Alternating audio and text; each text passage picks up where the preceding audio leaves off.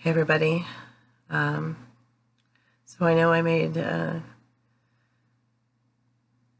video a couple days ago letting you guys know that my stepmom had finally agreed to let me come out there and be with my dad.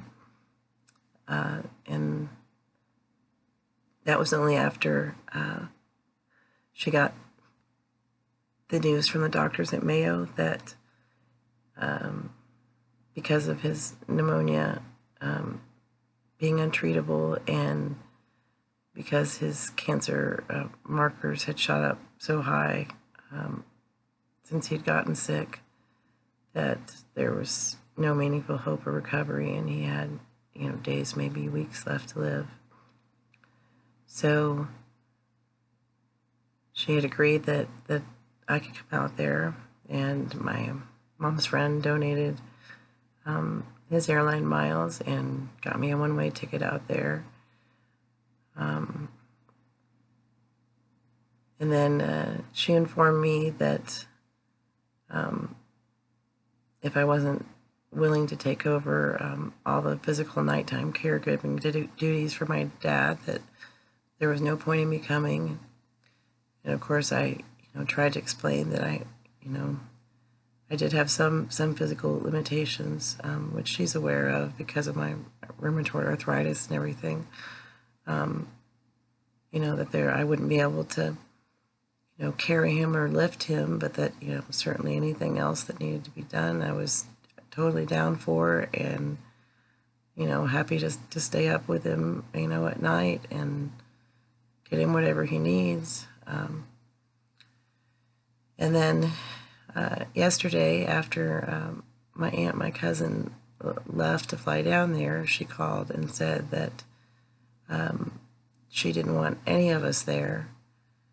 And when she found out, that my aunt had already left to head that way, there wasn't anything she could do about that. But she said that she wanted my cousin to call me and tell me that she didn't want me there, which was strange that she wouldn't call me herself, since we've been speaking so often on the phone about my dad's condition.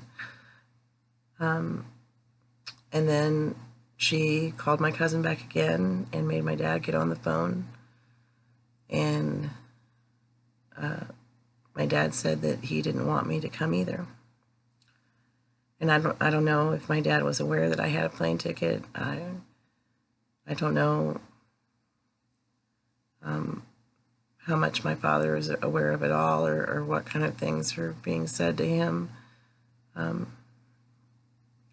And when it was just her telling me not to come again, I, was considering staying with a friend's mom who lived not far from them and trying to rent a car and maybe going back and forth. But my dad told her to tell me, which is so bizarre.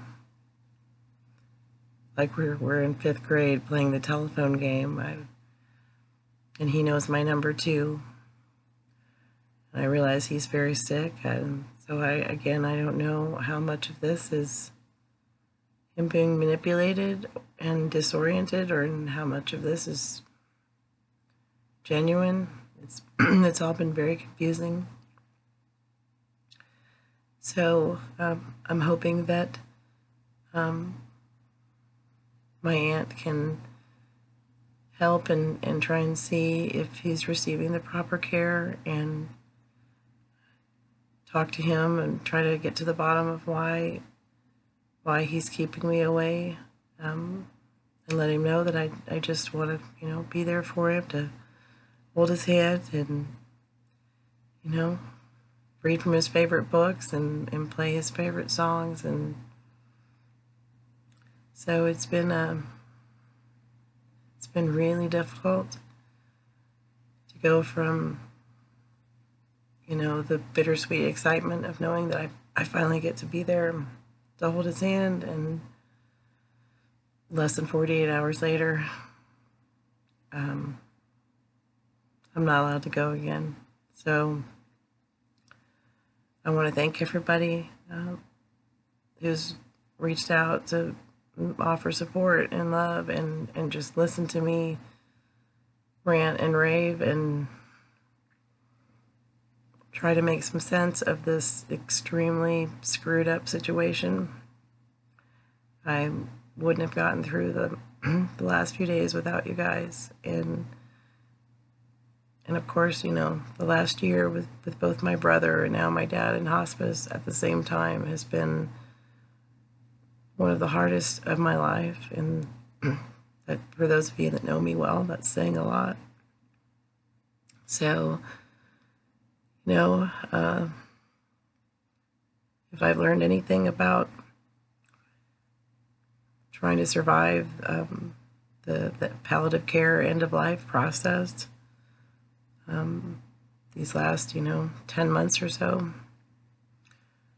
trying to process, first losing my brother and then my dad and then both at the same time. And it's letting go process is such a roller coaster ride of emotions, and most of them are shitty, and the stupidest things make you fall apart, and you go through every stage of grief, and then you go through them all over again, and you bargain and you deny, and it sucks. It just sucks, and there's no right way to grieve or to begin to let go or to do any of it. You just do your best and take it one day at a time, as cliche as that is. And sometimes that one day is too big and it's 5 minutes at a time. And you just get through the next 5 minutes and then the 5 after that. And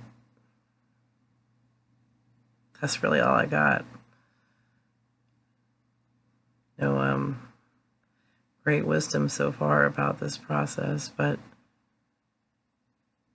I can tell you just to cut yourself some slack. And losing somebody that you love and watching somebody you love suffer and be in pain is, there's no words. There's just nothing cuts deeper than that.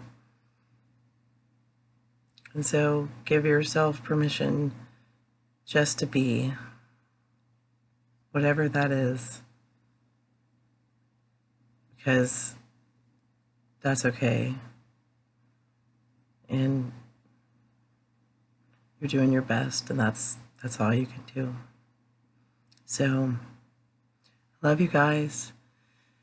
I'll keep you posted, and yeah, take care of yourselves and each other. Bye.